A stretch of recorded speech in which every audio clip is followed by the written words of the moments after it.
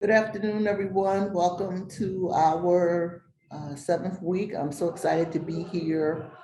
This is a really valuable session today. So I'm hoping more people will begin to jump on because we have an excellent presenter, as all have been excellent. And so just want to add a couple more things to Angela, in that next week is all about pitching.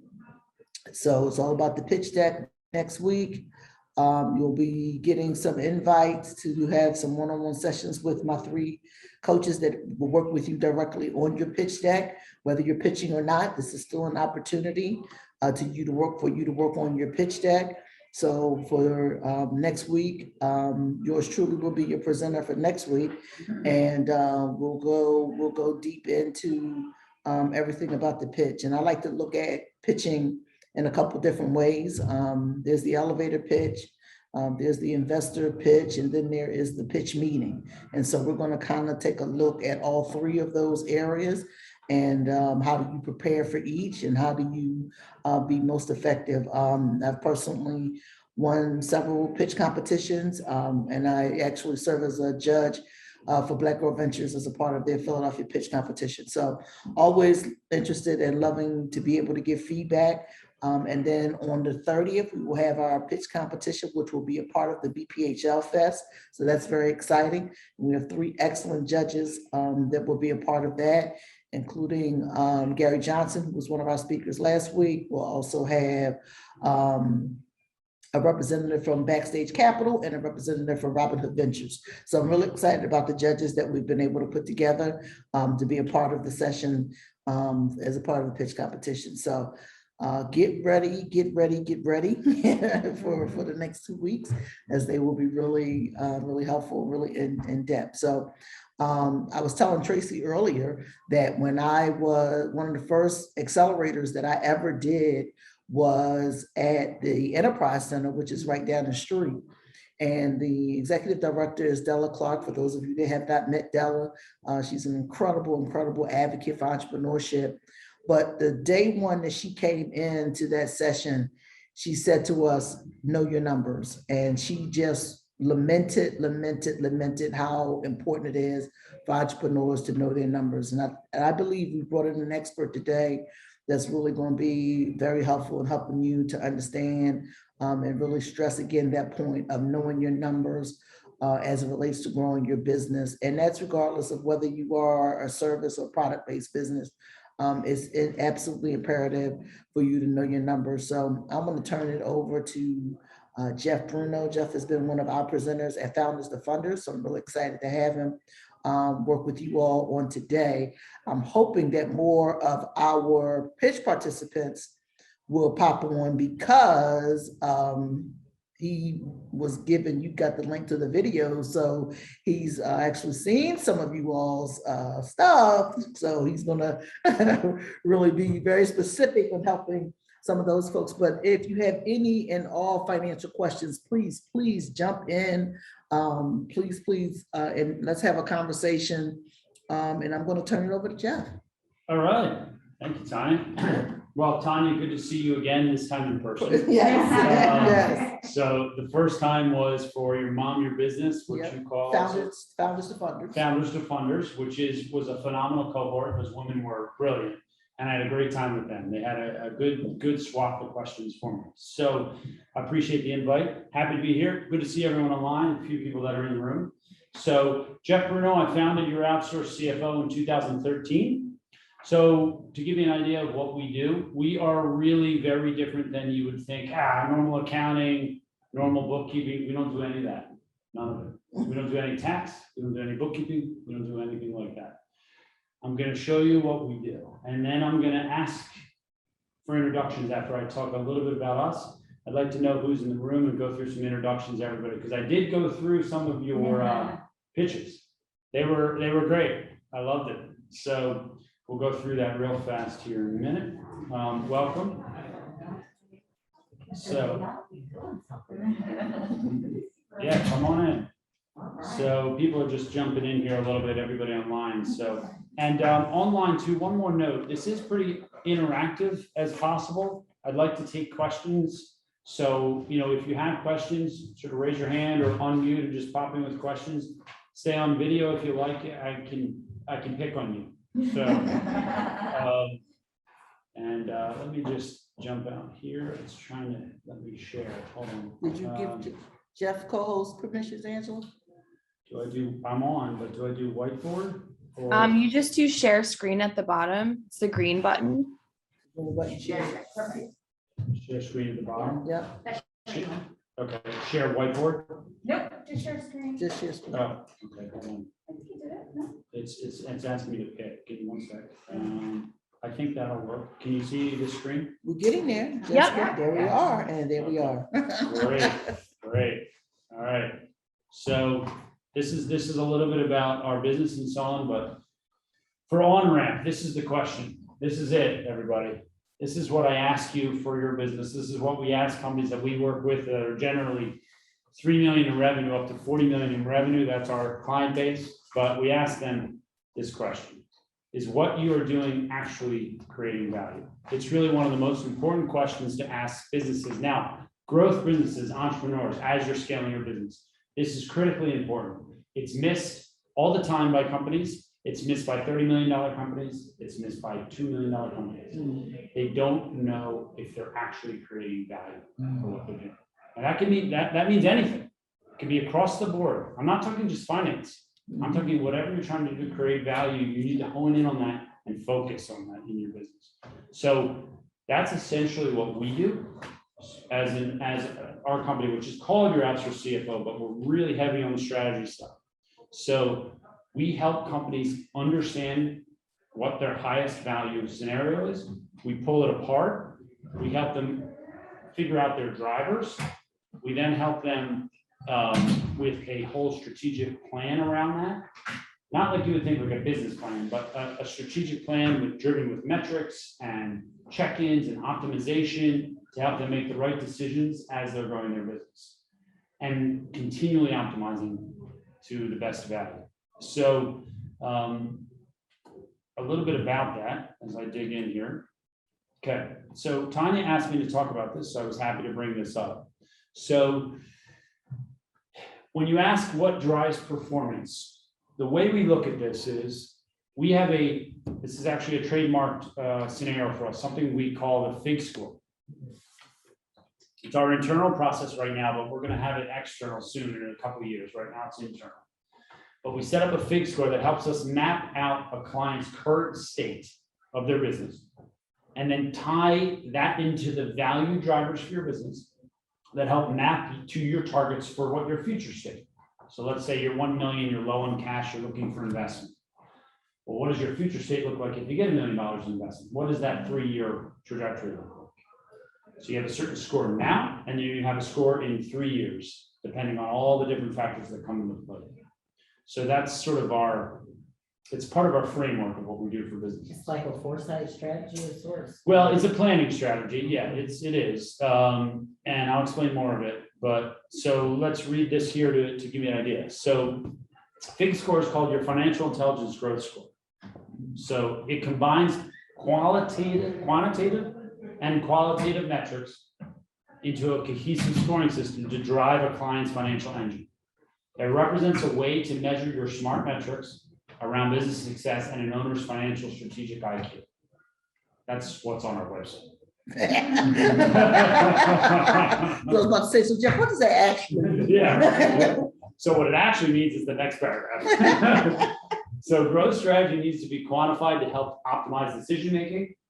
And FIG score is a scoring output for leading targets and lagging confirmation of your strategy.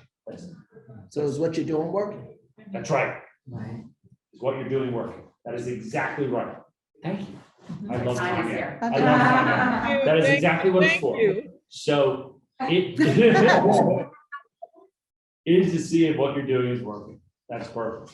So Tanya, I might quote you. So now I want to understand about your businesses here first. So I want to ask about the people in the room about your businesses briefly, give you like a 20-second introduction because it helps me think through as we're going some points that I might want to touch on with your businesses. I listened to all the pitches of the people on there, some fascinating ideas, politique, and a couple of the Fit app, that was interesting. So please give John, start real fast. Sure, John Sikowski, I'm actually on the other side of the table. I work for a group, Startup Box, that does funding, pitch opportunities, things like that. Oh, great. Bucks County. Yes, hello. Awesome. So we got him out of Bucks County today. Nice, welcome. The dirty secret of Startup Box is we all live in Philadelphia. Perfect. Tracy Brala, Executive Director for Venture Café Philadelphia. And so Awesome. our team runs this and we do a lot of other convening activities within the ecosystem as well. I love it. Chris? My name's Chris, and I'm here with Hands Across Philadelphia. My boss is right there, and she can explain what we do. Awesome.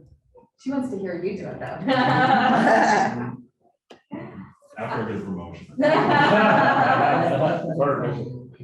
Hi, I'm Amy. I'm on the healthcare side, but working on a healthcare app for professionals. And so we're in the development stage of it. So I'm just here to learn. Oh, Wonderful. Great. Awesome. So I'm Nicole Ross from Hands Across Philadelphia. I'm currently president. We're working on a drone program, and we also have a project that we're working with the Frederick Douglass Family Initiatives. And we work closely with one of the descendants of Frederick Douglass. And our goal is to give away 1 million books of the narrative of the slave, the story of Frederick Douglass, in partnership with the Frederick Douglass Family Initiatives. And Excellent. we're working really close with one of the great-great-grandsons, and we're just trying to get more people involved in what we're doing to give the books away for free. Okay, awesome. And work with drones?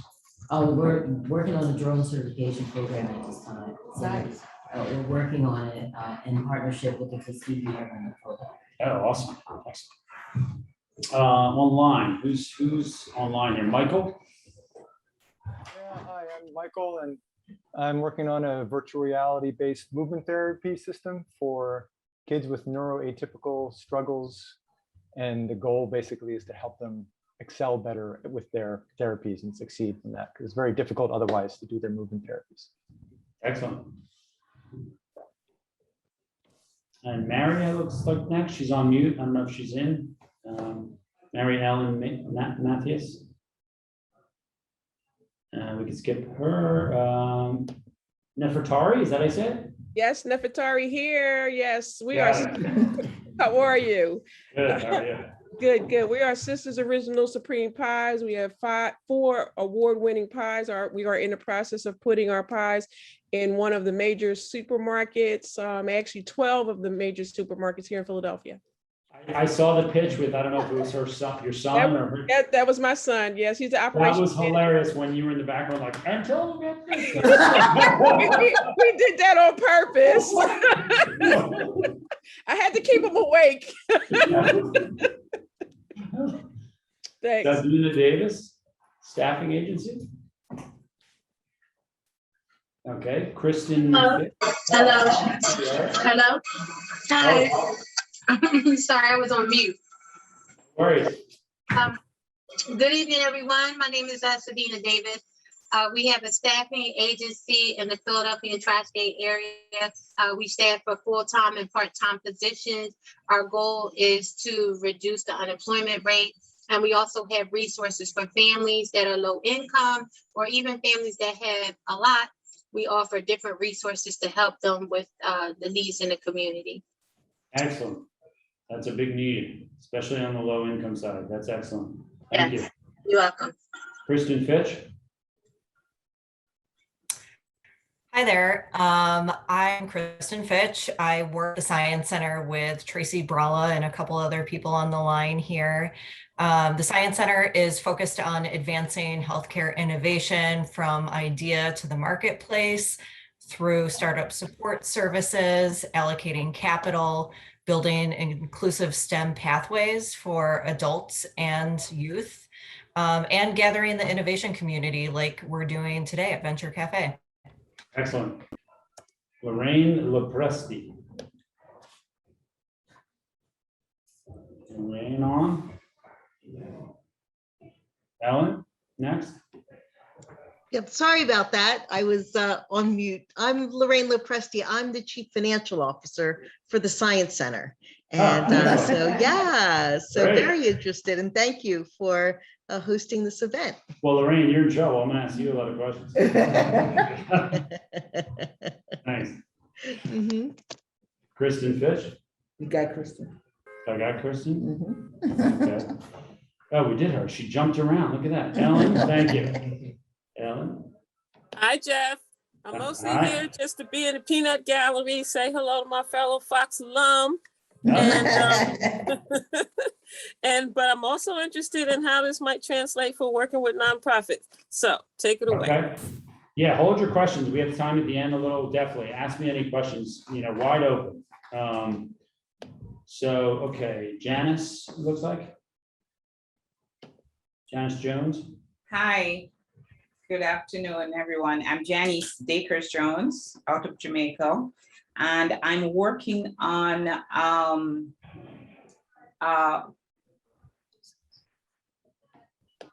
farming, indoor farming facility. Great.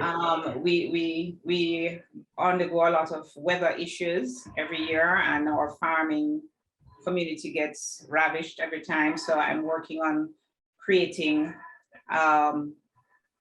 container farm facilities here on the island. Excellent. Cole? Yeah, my name's Cole Hayner, and I'm working on a mobile application called Politic, which allows users to log on, see their state, local, and federal politicians and approve of them or disapprove of them, and then also vote on current bills and past bills as well, just to have citizens have their voice more heard in today's climate. Your presentation was very good. Your pitch was very well videoed. I liked it. And thank you. Interesting concept. I mean, couldn't be more needed in this world we're in today. Oh my God. Yeah, especially right now. Now. Mm-hmm. So thank you for thinking about that. Chrissy?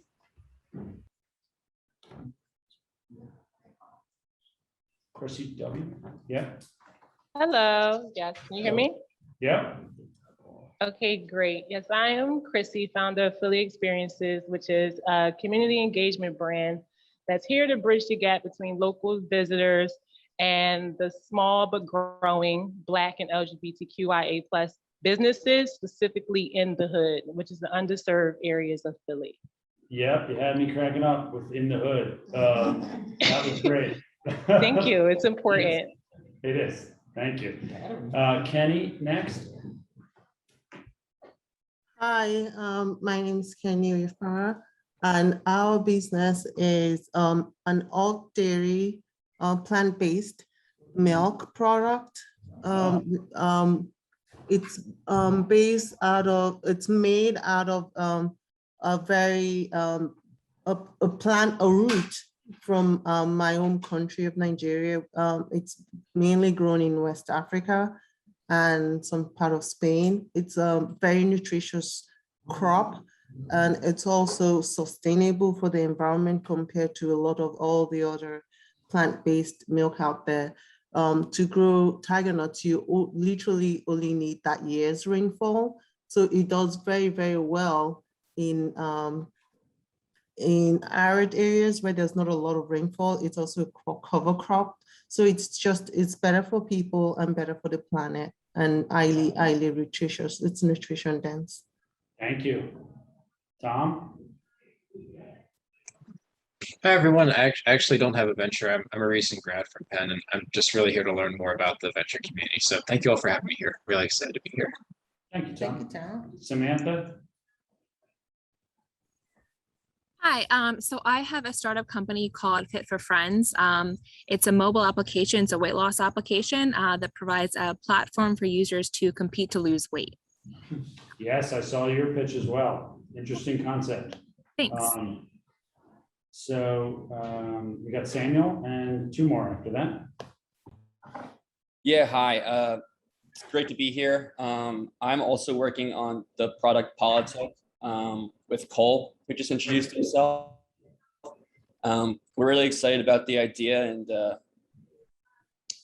hoping to, move things in a positive direction within the political community, and that's really our end goal.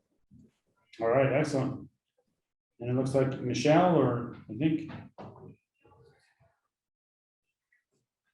Michelle L, maybe Michelle L. I can't see the full name. And one more is after Michelle is Yash. Yash, you there? Hi, sorry, I just joined late. Would you mind repeating your question? Just wondering what Not your too business is. Yeah, your business or Oh, yeah. what you're here for, yeah? Yeah, totally. I'm working on an ed tech platform for supporting middle and high school students with their extracurricular lives. So, booking assignments, meetings, etc. Okay, great. Yeah. Did you get Nefertari? Because it was a Nefertari, Nefertari yes. and a Nefertari. Oh, there's two. No, I'm sure I'm not sure I did. Nefertiri. Good afternoon, Jeff. My Thank name is you. Nefertari Strickland, not to be confused with the amazing Nefertari. Thank you.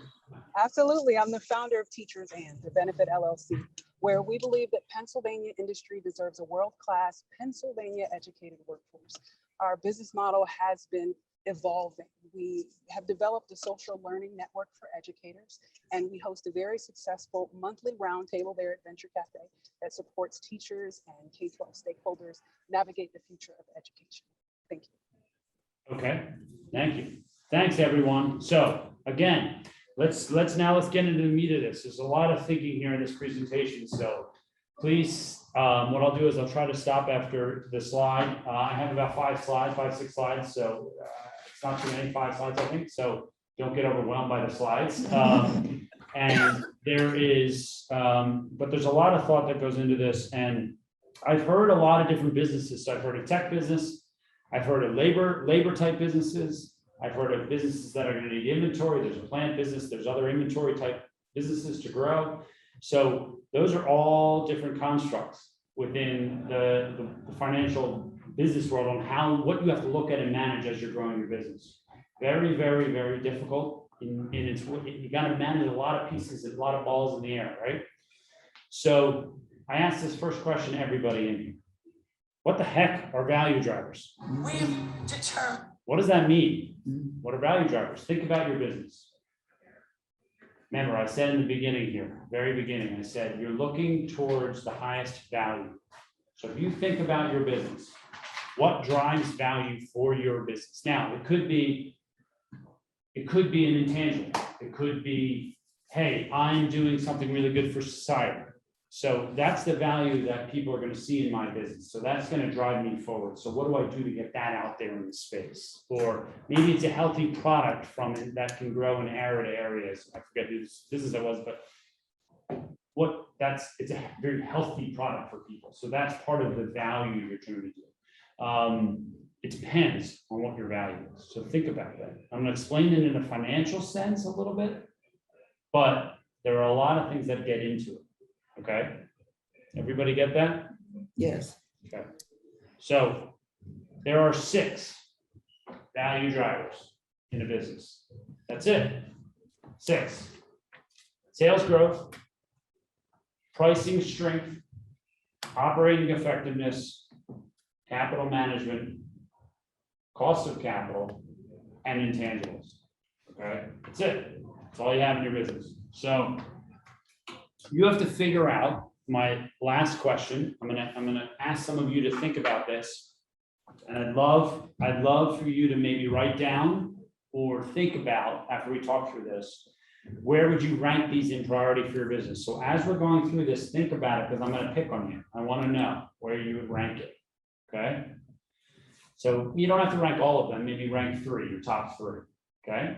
Where would you rank your top 3? And I'll give you some examples. Okay. So when you think of sales growth, so as I'm talking, think through it for your specific business. So sales growth, you either have organic sales growth or you have inorganic. You're acquiring businesses. You're acquiring talent. Acquiring talent is a form of inorganic growth. You might buy a woman or a man who has a amount of business that they do, and they're a great add into your business. It's not really an acquisition, it's a person you're acquiring, but it's still in that sense inorganic. So think of that in the construct of how do I get this business to the next level? how much money do I need for each of these? What makes the most sense in my sales growth?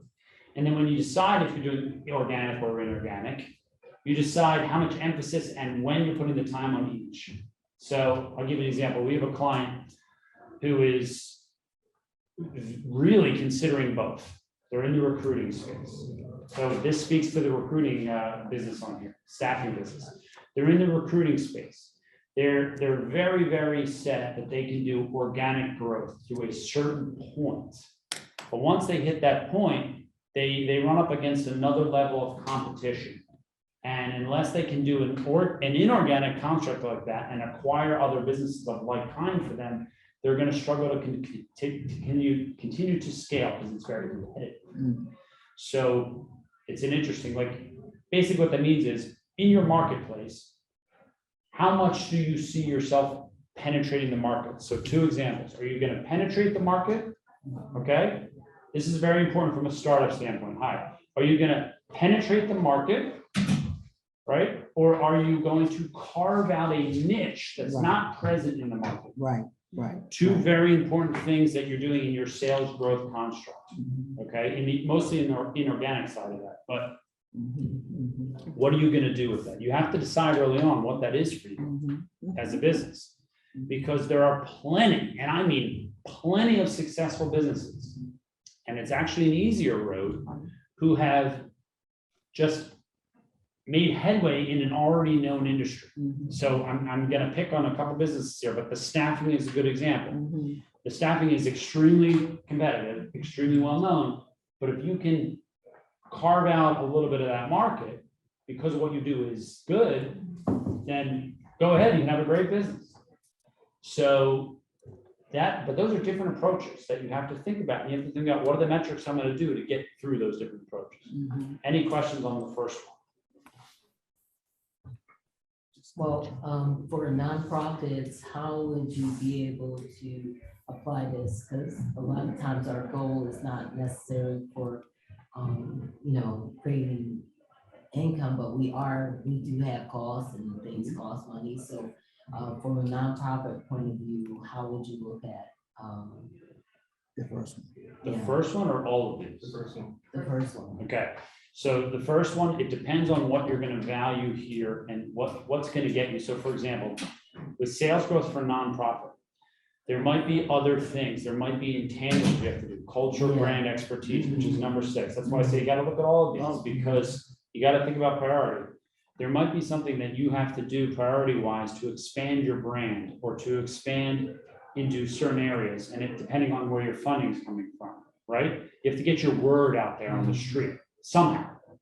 That then leads to sales growth. So it might be that a priority is you have to be a well-known brand first before you can then move on to that major sales growth. So that's how you got to prioritize these things. So and it made me prioritize things. So I'm trying to start at the top, but the intangibles are really, they apply more. They apply more to nonprofit but for sure. Still, you still have to think about your sales and your growth because we want to take it. So that might be number 2 on your list. Yeah. Okay. So, but So any other questions on sales growth before I move to the next one? Okay. So price. Yeah, Jeff. Yes. Sorry, Jeff. Yes.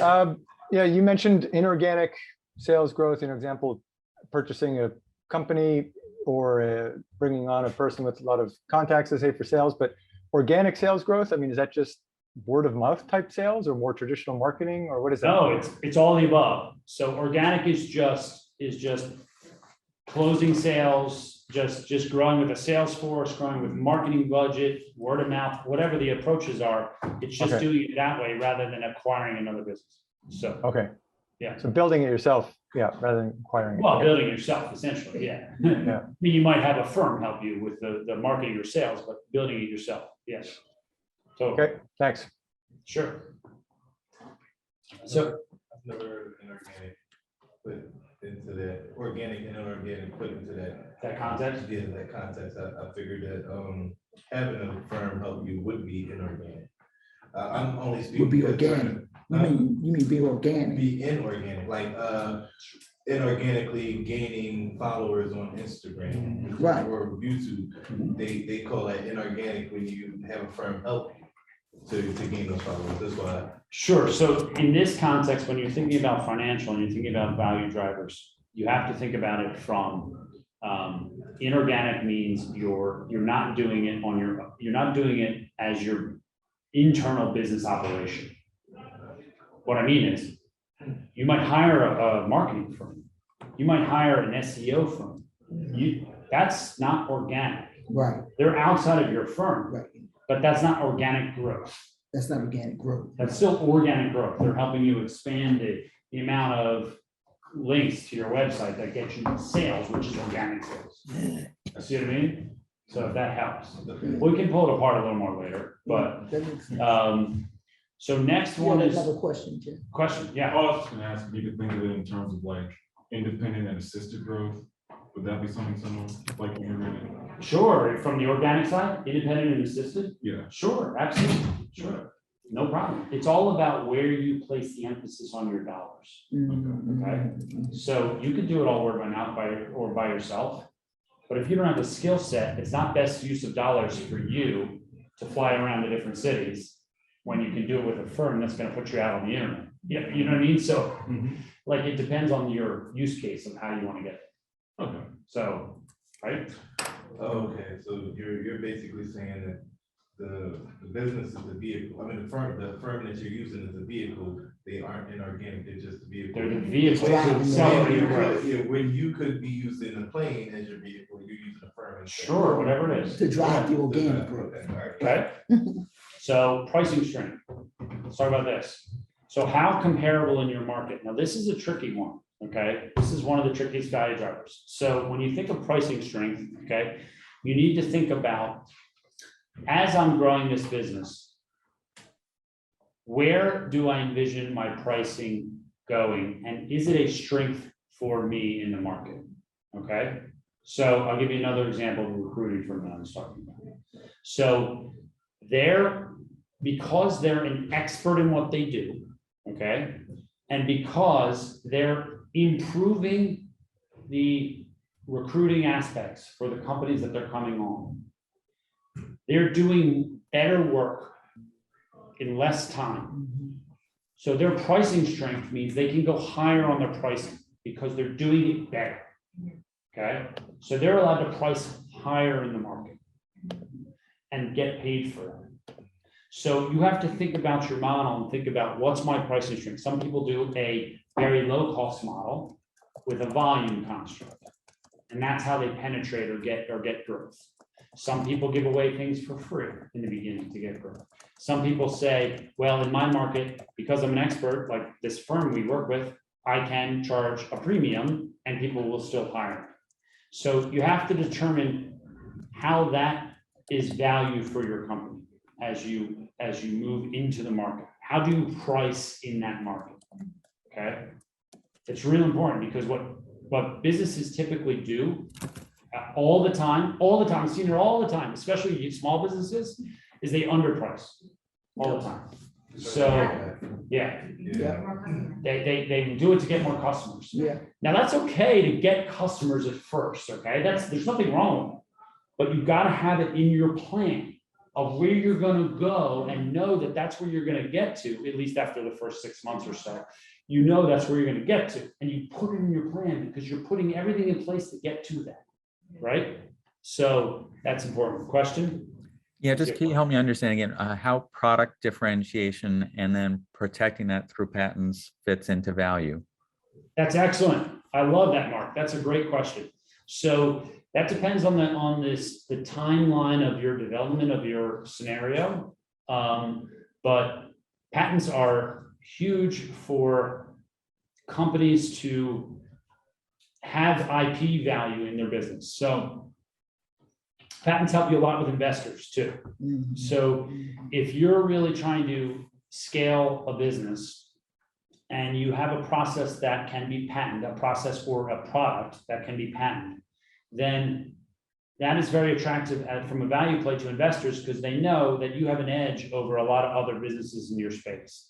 So they're going to give you a premium for that. And so that really comes down to your cost of capital construct on number 5. That's where that comes into play, big time. If you're going to market for investors with a patent on your product, and you're saying, I'm worth 5 million, but the patent makes you worth 10, now the investment you're getting is a lot less of your business. So your cost of capital comes way down. So that really helps in the cost of capital arena. But you got to be careful with patents because they can be costly to do in the beginning. So you want to make sure you're ready with the patent to have it, one, approved as a patent. Now it's open to the market. So you better be ready to hit the ground running with that before somebody else copies that and takes you out of the market. So you have to have your ducks in a row and be ready to go. So was that helping your question or? Yeah, I just was, we're a medical device company. And so we take years of clinical trials and we already have patents issued. So we're just trying to figure out how it fit into the value. So yeah, that's a specific question to your business. So it's hard to say exactly what that is, but Mark, we work with a client. Oh my God, this might be very helpful to you. And I'll see if I can help you out here, but we work with a client who consults for medical devices to get them through phase 1, 2, 3, 4 trials with the FDA. So they would probably know how valuable your scenario would be at the stage you're at. So I'm happy to, if you throw me some information, I'll throw it to them and see if I can get you some feedback on that. So Sure. Thank you.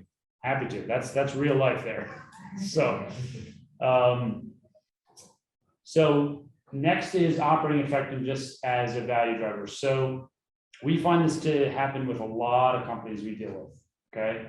Now we're not dealing with typically startups. We're dealing with businesses usually 3, 4 million and up in revenue. So, but operating effectiveness is, think about it this way: the delivery, the ability to improve your margin. These are just examples, et cetera, things like that.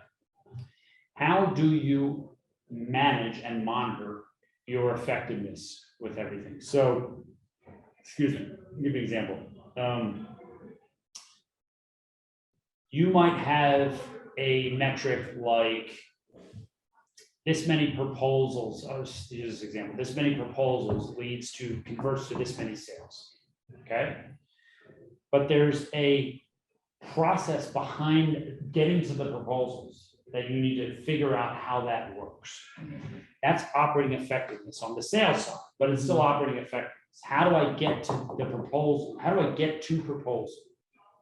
So you got to know how that works to see what are the pieces that I need to do to get there so that I can see what my conversion rate is to sales. And if there's a problem with the conversion rate, then what's the process in the conversion rate that's causing me to have an issue with that? So you'd be surprised how many people just say, well, it's just what happens. I can't do anything about it. Well, yeah, you can. You're missing this, this, and this in your process. And you say to them, okay, stop sales growth.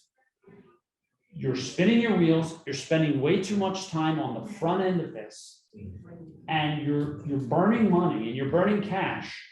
So, but you're not seeing sales growth. So stop focusing on sales growth and just throwing things at it until you fix the process behind it, which is your operating effectiveness. This is why you got to think where I am in the stage of my business. What do I have to focus on? It's real important. If you don't know that, you're going to constantly struggle with the other things. So is that a clear example? So anybody have questions on that? We find it a lot. And operating effectiveness is where a lot of the metrics come into play too. A lot of the key metrics, operating metrics, the sales metrics, even some financial metrics, they come into play there, and it's heavy. Yeah. So especially for tech companies. Sure. My friend, the lead tech person for Vanguard, one of their teams. Oh, wow. And as soon as you started talking, I was like, this reminds me of her issue that she's been having since January. Yeah, I'm playing over this, so I'm gonna go back to her like, look, this is what you need to do. So let me ease your pain on telling me it's not often in the marketplace, but this is what we do. But we, in the beginning of an engagement, evaluate what these things are. We see the holes in your business and we want to say, okay, what are you trying to do? What's your strategy? Well, I want to grow to this. I want to do this. I want to do this. Okay. If that's your strategy, we try to figure out the pieces that feed into that strategy. So we quantify your strategy. Okay. And in quantifying your strategy, we figure out these things. And we say, well, you're having problems in your delivery method for your proposal construct because, but whatever, we need data on that. We need to improve that, or you're never going to hit your goal to grow 50% a year. Forget it. So we discover that with you in the first 3 to 5 months of an engagement. This is what nobody does. They run their business and they go, hey, John, can you check what's going on? And John like looks at data and can't figure it out. And you know, it takes The forever. numbers, like where the money is being leaked, but they never figure out the process behind it. You hear him? You hear that, everyone on this call? That is the best thing I ever heard. I'll repeat it. He looks, no, this is really important. You look at the numbers, historical numbers, and you can't figure out what's going on. Why is that? I'll ask the crowd, why? Why? You don't understand the operational issues. Well, that's part of it. You don't understand your operations, but you don't understand what your targets are tying into your strategy. You don't understand what your leading targets are. You haven't pulled your business down to a unit economic construct. You haven't said, here's how I price. Here's my cost of goods. Here's my expenses. This is my ROI on that thing. This is my, you haven't done that with one unit. So you don't have a target construct. If you don't do that, you look at the numbers, you have no basis to know to tell you anything. Accountants do it all the time. That's why I hate it. No, I love it. Accountants go, well, you're off here. Just improve that. Well, thanks. Okay. It doesn't help you unless you know the nature of your business. I get really enthused by this because this is what people need. So, okay. So that's an important piece. So great point. Capital management, the fourth value driver. So this is, you see those things in there on capital management? Inventory. Nobody thinks about this. Inventory is a major capital management piece in businesses. Yep. You know how many times I've seen businesses over inventory get stuck with cash flow and then pay taxes on the inventory that they bought? Happens all the time because they're assets and you're supposed to sell them and then you recognize the sale and they get taxed on them. So it's a mess, okay? AR management. Can't let your people not pay you.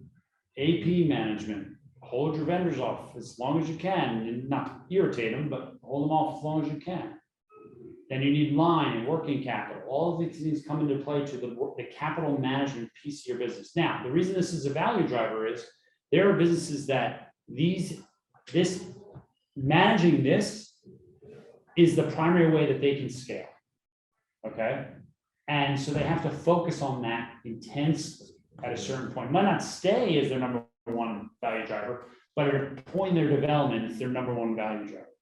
Yeah, So because their AR works, their line and working capital, but your AP is every 2 weeks and your AR is every 90 days. well, it can be. It depends on your business, but yeah, it can be. If you're in the medical world, recruiting or the medical world, you could be, you're in trouble. So hold it in ballpark. Any questions around that? I have one question. What is AR and AP?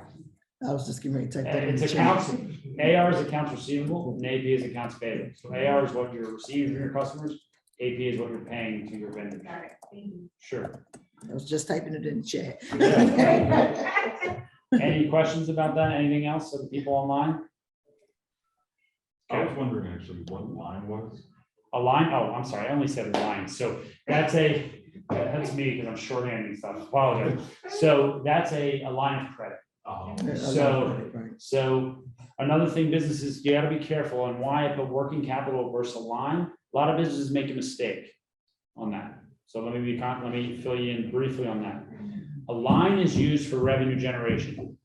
I'm going to repeat that. A line of credit is used to generate revenue. So Jeff, are you saying, because I want to be clear. Yes. Are you saying that the only time that you should be looking at a line of credit is if you have a purchase order in hand No. and it's going to generate revenue? No. Or if it's going to be something that's going to generate revenue? Yes, but it doesn't have to be in hand. It It's, doesn't have to it's, be in- it's a plan over the next 3, 6, 9 months. Okay. That what you're bringing the line in for is gonna pump your revenue up. Right. In theory, your profit too, Right, that's the right, point, but right. jump your revenue up. And then you pay back the line Right. and then you Use use it again before you get more line. At what percentage? So lines are low now, they're at like 4%. Oh, wow. So. No, I mean, at what percentage do you say getting this line is gonna be profitable because this is the margin on the line? Depends on your business. Depends on- Totally depends on your business. I can't answer that. It Yeah. depends. But working capital is something where you go, I need $100,000. I need to buy this piece of equipment. I need to hire an accounting person and a business development person. Okay, internal. Business development is not really revenue generation. It can be, but you gotta be careful because you're building a whole new thing out. So you gotta think, am I using this to that? Essentially, I'm gonna throw away the money because it's gonna get me to the next stage, you know, of what you're trying to do. So think of it that way. Okay. Cost of capital. Next question. So, Hey, hold on, Jeff, Jeff, sorry. Yeah, go ahead. Back to inventory. How is it that you might end up paying taxes on your inventory? Oh, it's a mess. So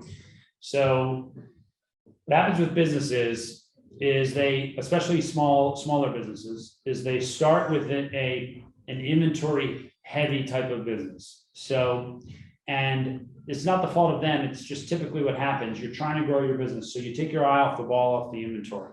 Okay. So you're not paying attention. You're not putting it, you're not tracking it correctly in your system. You're not watching your beginning and ending inventories, right? So if you're doing that along the year and you miscount your inventory, okay? And if, so you get to the end of the year and you're at 100,000 inventory on your books, but really when you do a physical, you have $150,000 sitting in inventory.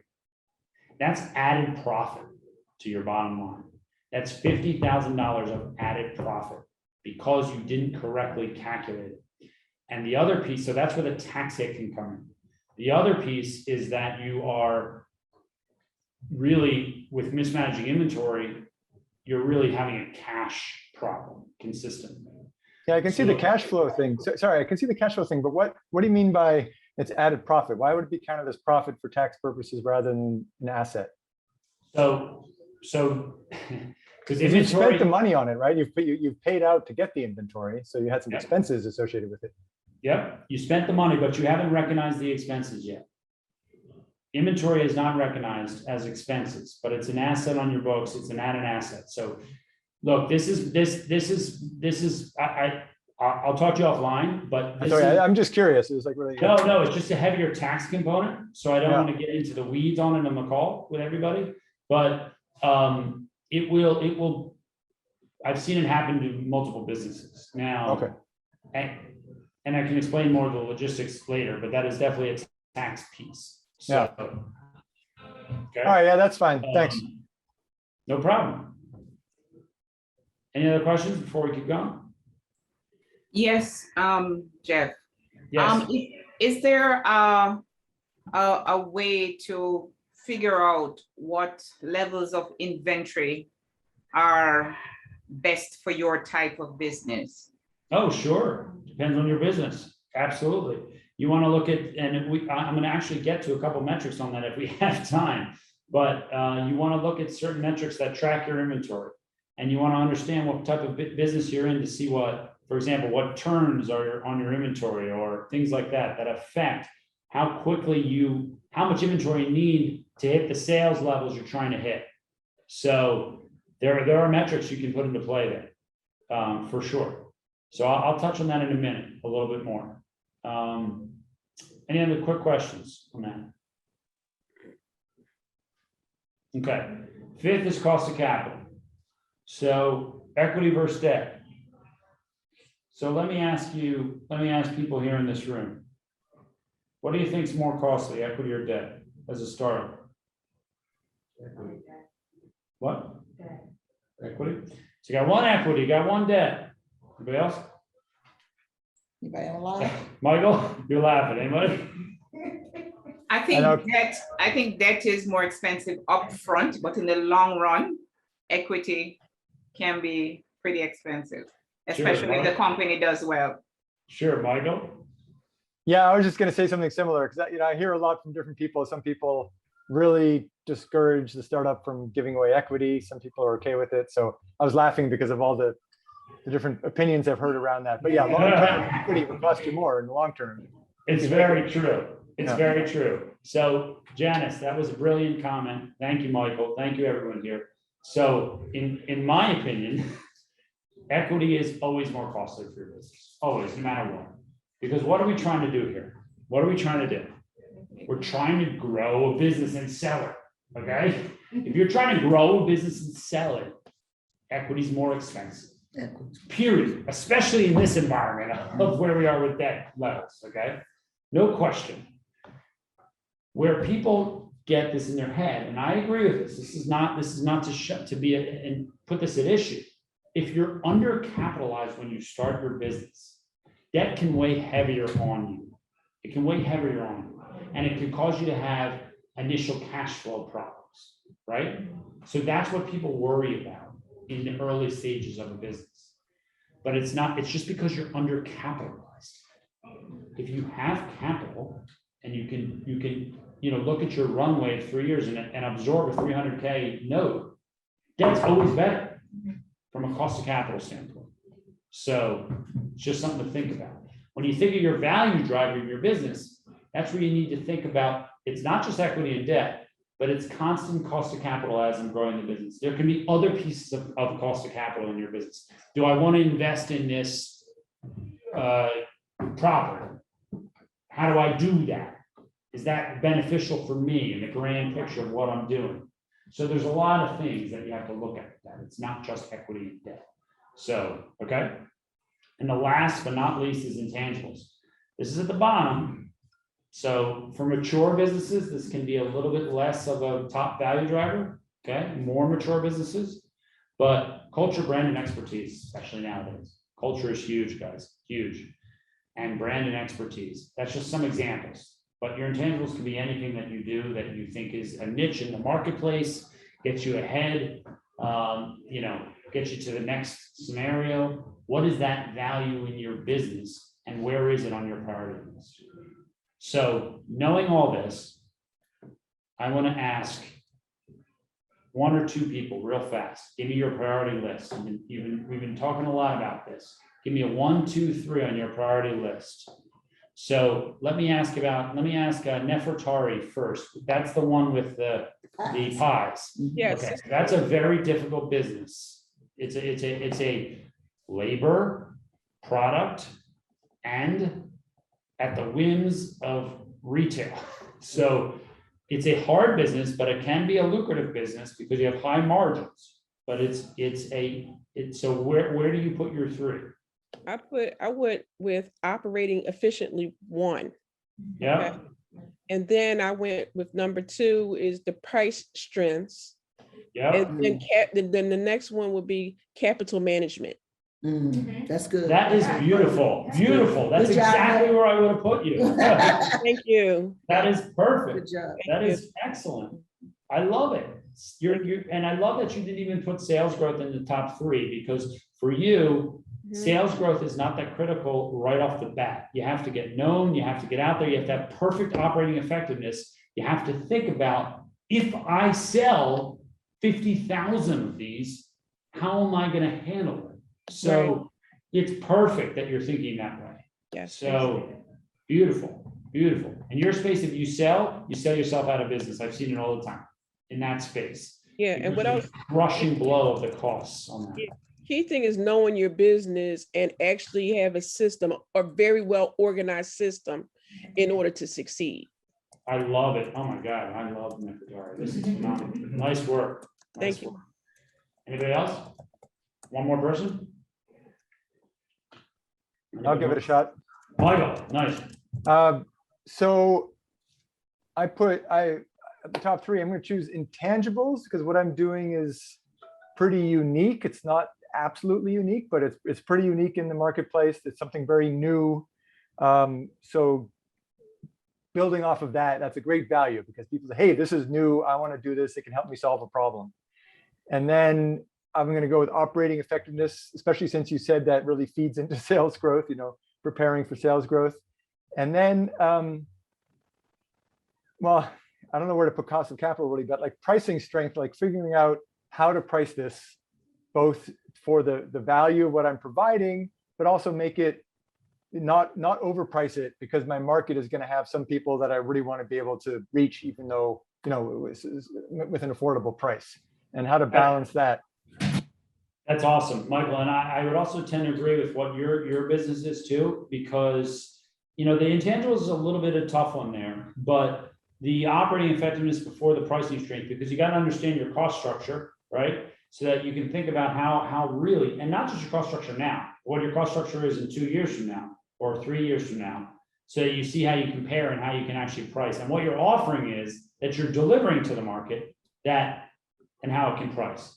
So, and that comes back to your first thing about expertise and how you're going to essentially exploit an area that's underserved in your scenario, in your market. So that's great. So I love it. Thank you, everyone. We can keep moving now. If everyone's done with any other questions on this, what's our timing? Because we got a few slides. At 5:30, so you got about a half hour. Half hour? Should be enough. Cool. So we'll keep moving. Okay. Here's back to the inventory question, everybody. So, especially for Nefertari, and I think Michael, you were asking about this. So, managing product levels inventory is a necessary evil. So I'm going to dive into some specifics here. This is more on the financial side. Okay. We kind of talked about value drivers, where you're creating value in your business, all that stuff. Now you want to get into some of the weeds on this. So if you're an e-commerce business, a manufacturer or a retailer, these are really, inventory is usually a big piece of your business, right? So there's your, Michael, there's your correct beginning and ending inventory tracking is critical for tax planning. So here's another thing. How fast can you generate cash to continue to grow the business? This is one of the most important things. I'm sure Tanya kills you on this. So how fast can you generate cash? Again, this is what happens. I think we're going to sell a lot of this. I think we're going to sell a lot of this. So I'm going to buy 100 units. Awesome. I only sold 20, right? It's the I think syndrome. Okay. So what you have to think about when you're doing the I think is, how much cash do I need? How much cash do I need to keep my operation going? So if I buy 100 units, do I have a 4-month runway on cash for my operating expenses? Okay. Because if I don't sell 100, which I think I'm going to sell in the next month, do I still have enough money to get through the next 3 months after that to make sure I sell those? Okay. It's so important. And then you have to say, if I'm starting to get traction on that, what are the amount of turns of inventory I need? Okay, this is the next step in this. Let's say you're getting traction, you're starting to do it. Well, what are the buying levels? That's the third bullet. What are the right buying levels so that I can turn my inventory fast enough? So I can then take the profit out of it, okay, or the cash first, but the profit ultimately out of that, so that I can then continue to grow my business. It's bringing the operating cash out of the inventory, okay? And how fast can I do that? It's so important because it's called your, and I don't think I put it on here, but it's called your cash conversion rate, okay? It's your days of inventory outstanding, your days of accounts receivable outstanding, and your days of AP outstanding, okay? That's a formula. You pull that together, you map to that and you say, how do I lower my AR days, which means I bring in more customer money?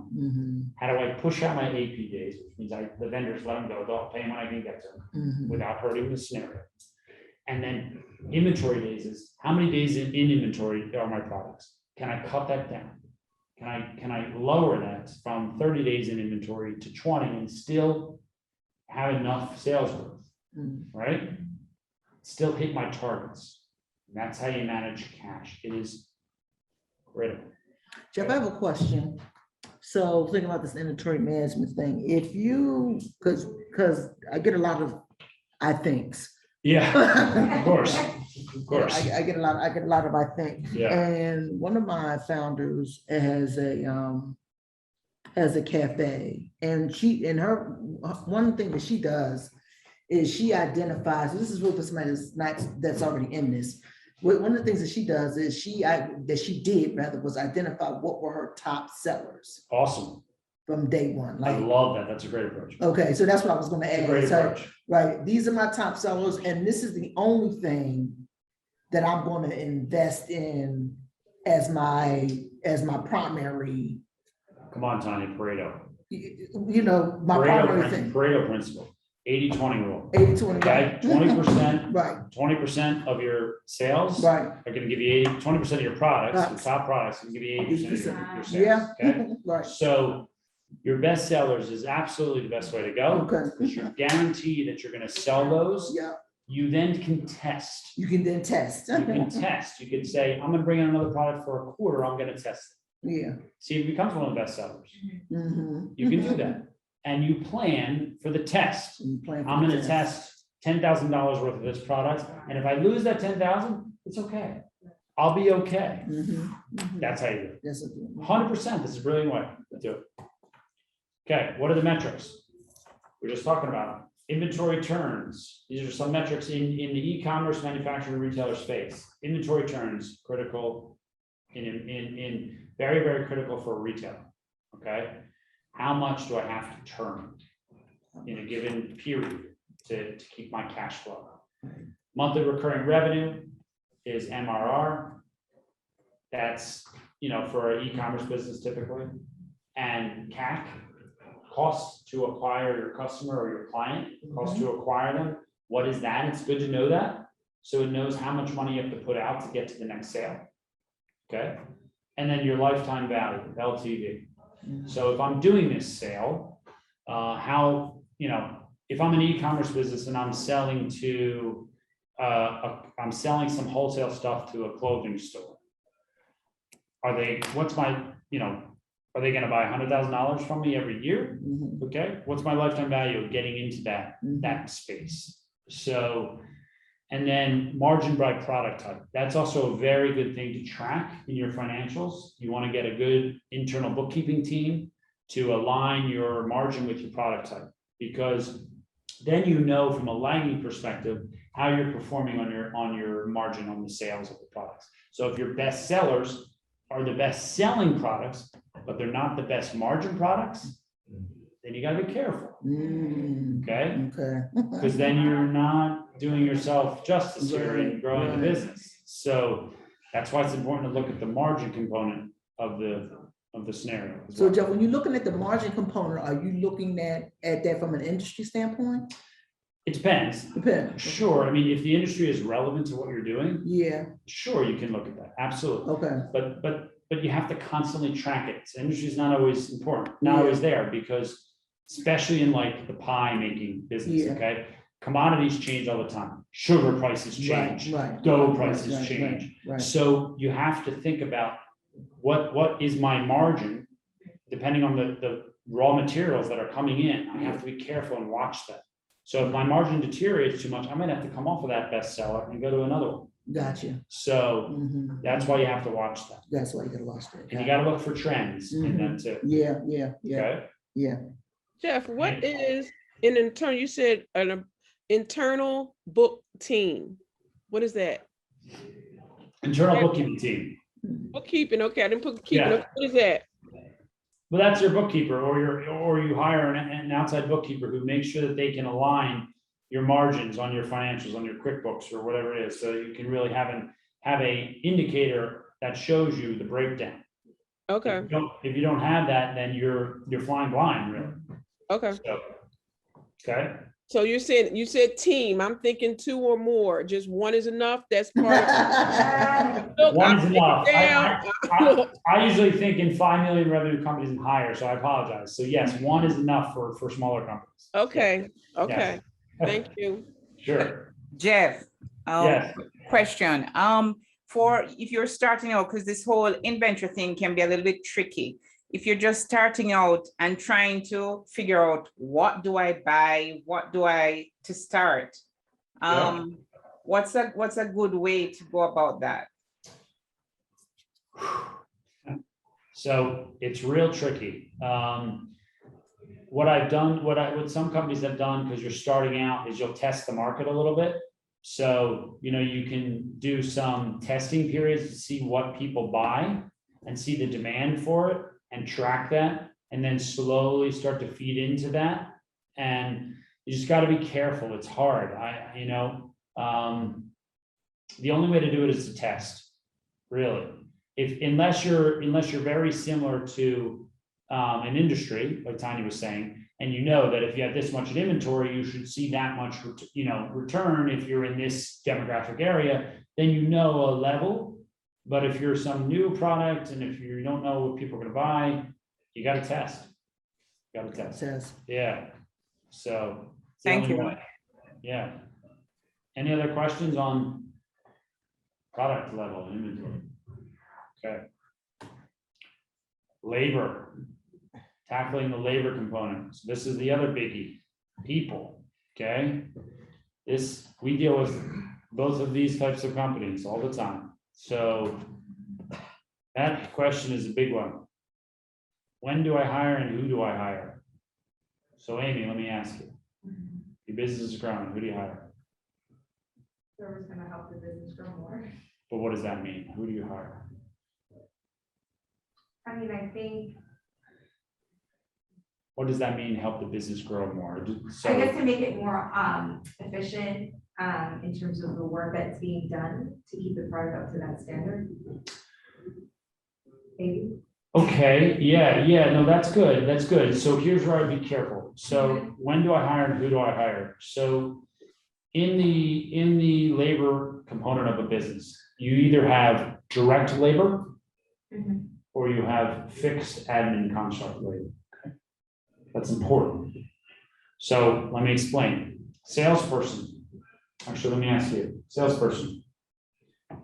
Fixed or part of the direct labor? Direct labor. No. Salesperson. Sorry for picking on you. Salesperson is part of your fixed expense budgeted scenario. This is a big misconception of most business owners, okay? Yes, a salesperson is going to generate revenue for you, okay? But you have to budget what you think they're going to do, okay? They are not driving your product. They're not direct with your product, okay? They are not the people making the pods. They are not the staffers staffing the people in the recruiting company, the recruiters in the recruiting company. They are not the specialists in the marketing company that are doing the work for the clients in the marketing company. They're selling. They're not actually doing the work. Right. Okay?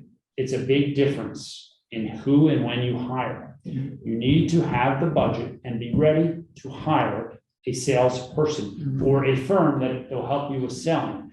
Why? They fail all the time. They're very hard to find. And they are a budgeted expense. That's it, period. They're not direct. Now, you might have a direct correlation to them. You might say, well, you're going to create this much revenue, blah, blah, blah. Okay, that's fine. That's great. But that is not, if they went, you would still have that revenue that you have. They have no relation to it. Okay, does that make sense? Now, is that Jeff as a full-time employee or is that as a contractor? Either way. Either way. Excuse me. Doesn't matter. It doesn't matter. Either way, doesn't matter. Okay. The benefit of the contractor is if you're only paying them when they succeed in getting revenue. Right. Now that's a much more variable component. Commission-based, you're saying. If it's just commission-based, and that's much more variable, that's better. That's more direct. That's more of a direct kind of contract. Okay. So that's a little bit better and easier on your business. Okay. If you can find people that you can pay commission only, send them my way. Yeah. These days? I'm not looking for anybody. No, I know you're not. I'm just teasing. But it's very hard the to reason I find. ask is because we're looking to hire a community architect. I'm not calling them a community manager anymore, right? That can build the founders to funders community directly, right? So that means they're going to be responsible for recruitment into the program as well as selling the program. So I'm trying to figure out how do I determine what that budget cost is. for the Yeah, work. you gotta look at your whole financials, you gotta look at the budget, you gotta say, well, we expect this person to bring in $300,000 of revenue. Okay. If that's the case, our gross margin on that revenue is 50%, that's Okay. 150,000. I Okay. can pay him 50,000 and I can make 100,000. I see. So that's how you gotta Okay. think about it. Okay. So, okay, So from a different perspective, let's say you're looking to bring in admin support to help grow your business so that you're not in the weeds as much. So Yeah. at that point, are you determining that you're making sure you have that amount allocated for that person? Is that what you mean by when do I hire? exactly, great question. So the question was, when do I hire an admin person that can help, like maybe there's a business manager to do some of the accounting and the, right? So when is that person effective? So there's answers to that, and it's business specific again, but it's when does that free you up? Right. To do more revenue generation. Right. Okay. Right. And to do more of strategy development in your business to grow it, Right. then that's a good add. You have to have enough money for that person. Right. Okay. In your budget to add that with your current revenue. Be careful to add them thinking we're going to hit more revenue. That's where you want to be careful. That's what you want to be Okay. careful. You can do it if you're aggressive and you have some money sitting there. Yeah, you can do it. But if you can't be able to pay yourself. I'm not saying don't do it. Would this be,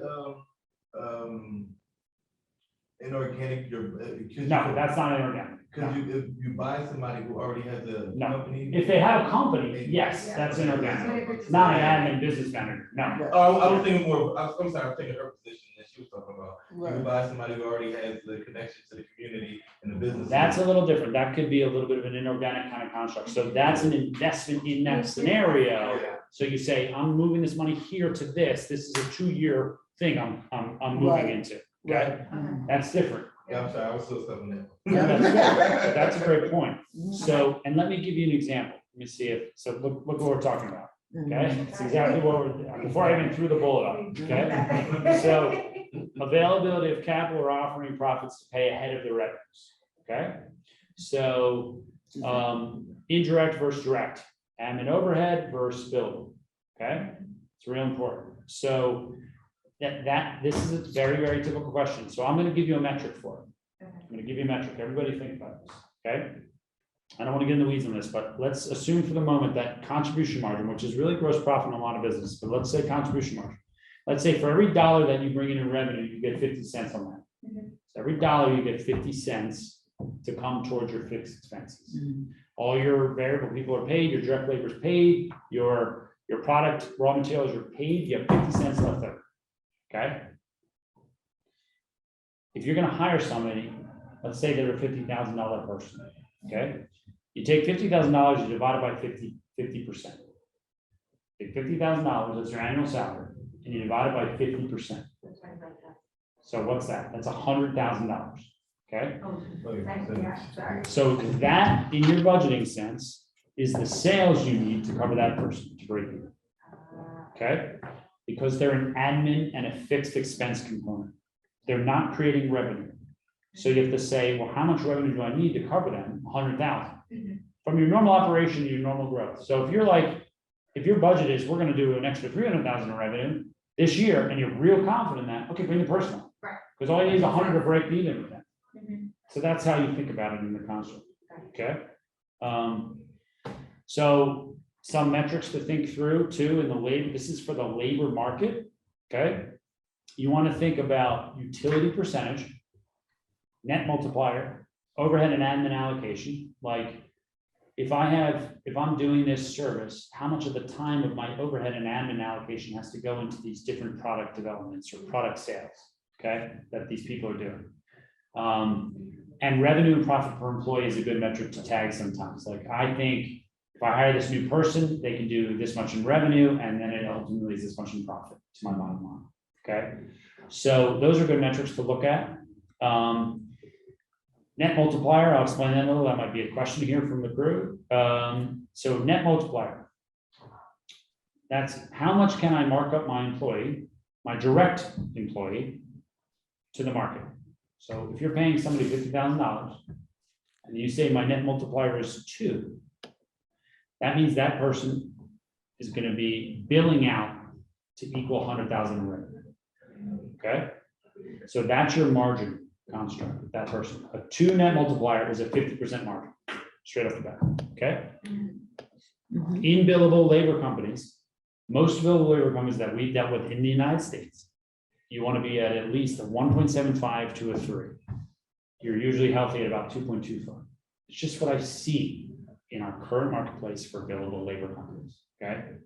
So keep that in mind when you think about it. All right, any questions? There's a question, I was gonna answer it, but we can answer it together. Why don't you take the first shot at it? Oh, it's on the chat? Yeah. Oh, sorry.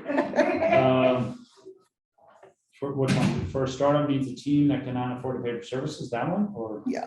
Okay. Yeah, that one. For a startup that needs a team and cannot afford to pay for services, how much equity would you suggest giving you a COO on a vested schedule?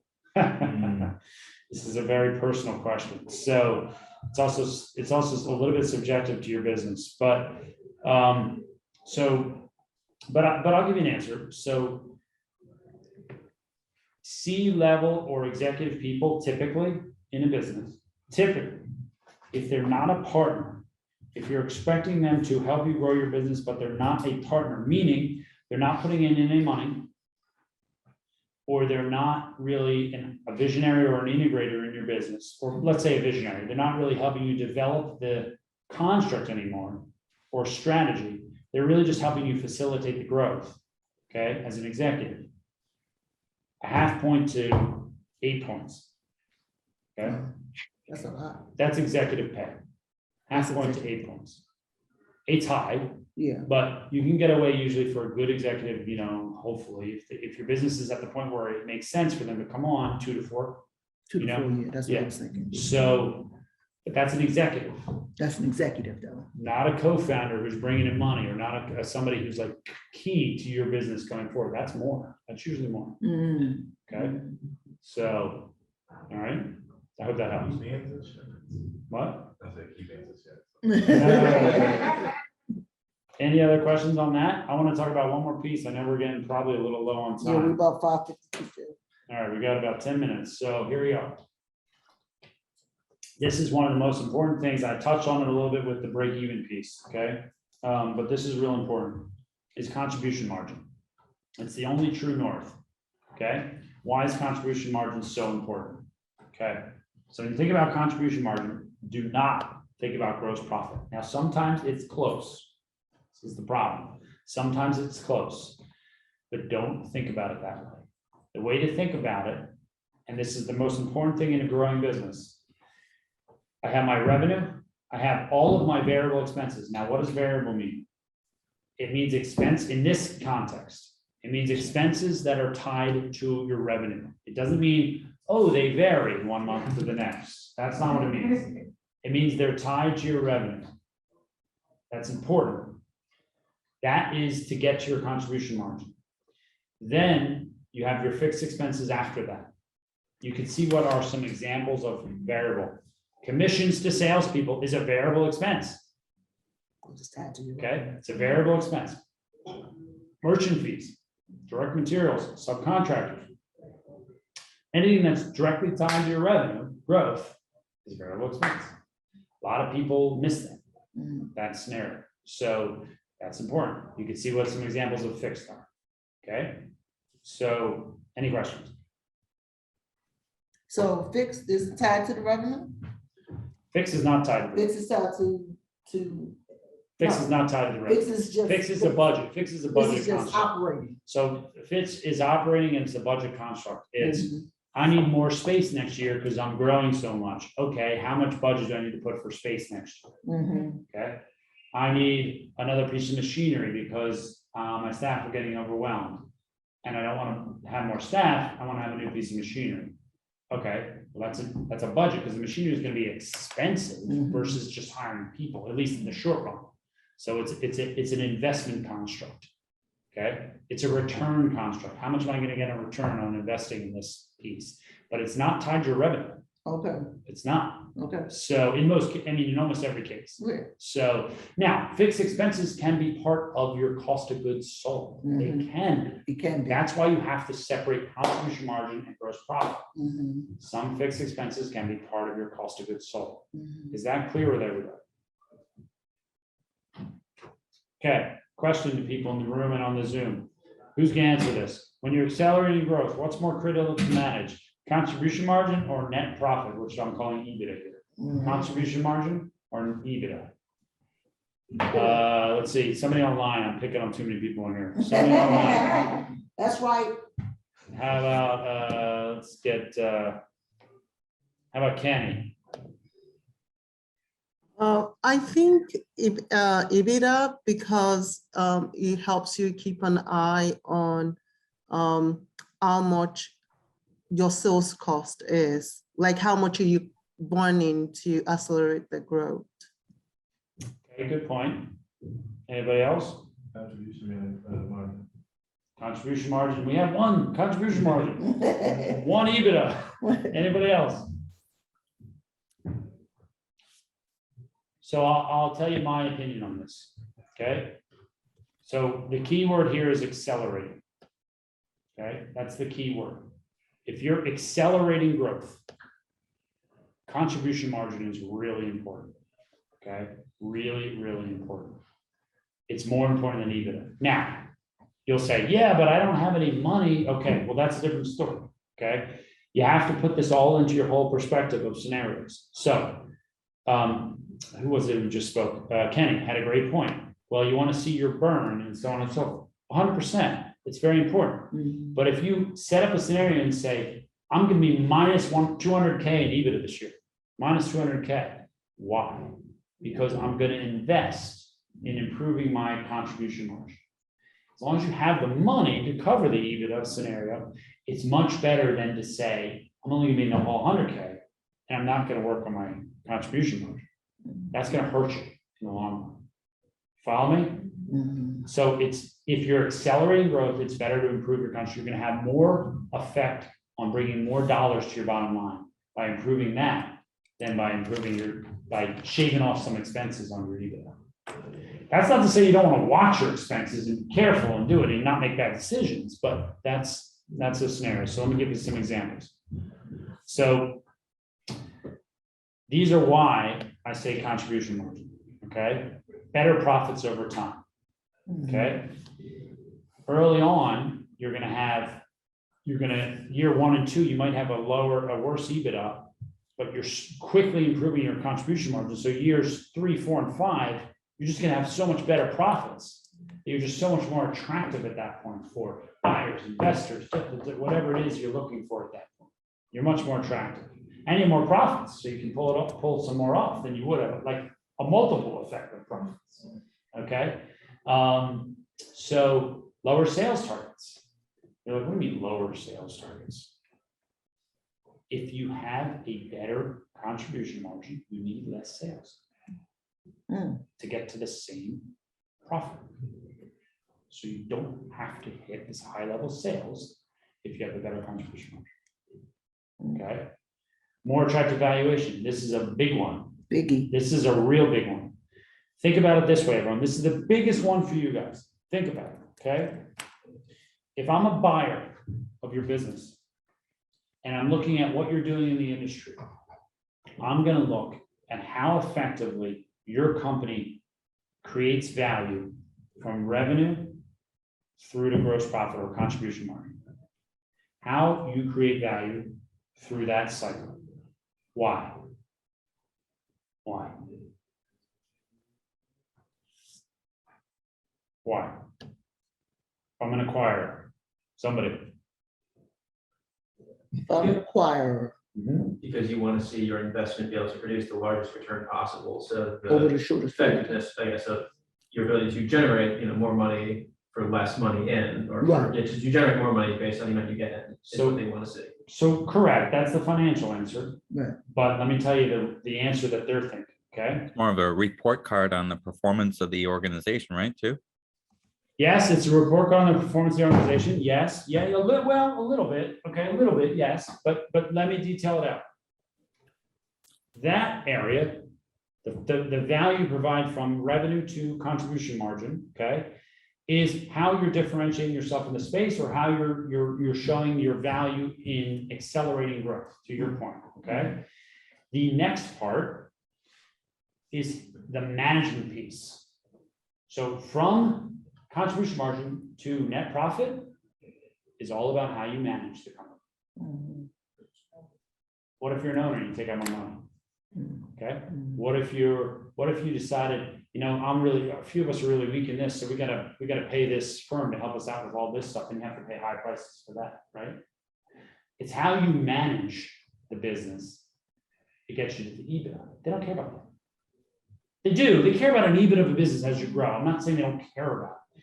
But what I'm saying is they're really looking at that. If they're a strategic acquirer of your business, they're looking at that. Why?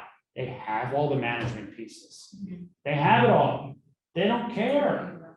They're looking at what your contribution margin is because they have everything set up. They're coming in and they're just putting their people in. So they don't care. That's why it's so important. Clear? I like it. Yeah. So that's the big deal. And I'm gonna, one sec. So any questions on that while we're sitting here? Yeah, Jeff, I was just, while you're talking, I was assuming that by the contribution margin, you mean the difference between variable and fixed expenses. And that it should be large, like the variable expenses, if they're larger than fixed expense, that's good because you're putting more towards sales and so on and the product. But is that what you actually mean?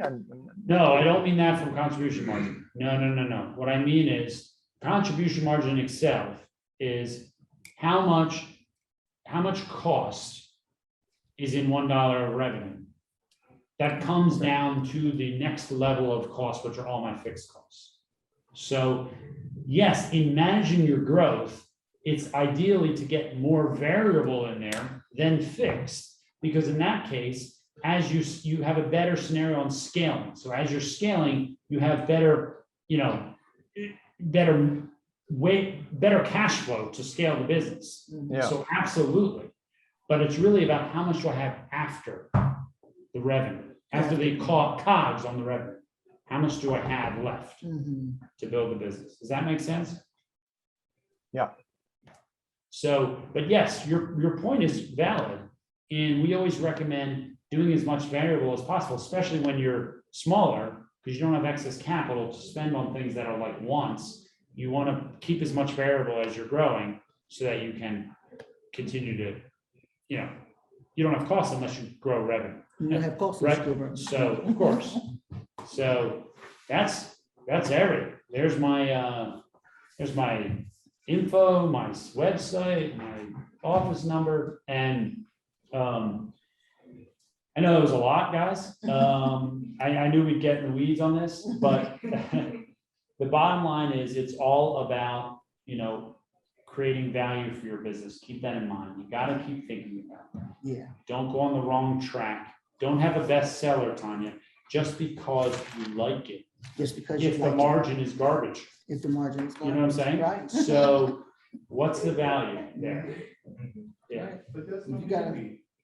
That's my baby. That's what everybody says, but that's my baby. That's my baby. Yeah. Yeah, that's it. Look, we get that all the time. Yeah, all the we time. get it from $40 million businesses. Wow. That's my baby. I don't want to change that.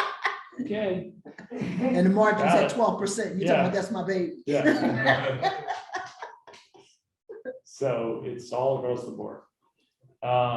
Any last? We could have a few minutes for questions as we wrap up, but that's everything. We're at 6:03. So you have a question for Jeff, I suggest you do it quickly as we transition to the startup roundtable. But let's thank Jeff in the chat for everything he shared. I came out, I changed bags, so I came out with a pocket without my regular notebook. So thanks to Steve, I've got a page full of notes over here. But that was heavy. I think somebody put out a couple of things in the chat here. No questions. There's some thank yous for Jeff. Thank you, guys. I see the thank yous. Thank you. Glad you could attend. Yep. So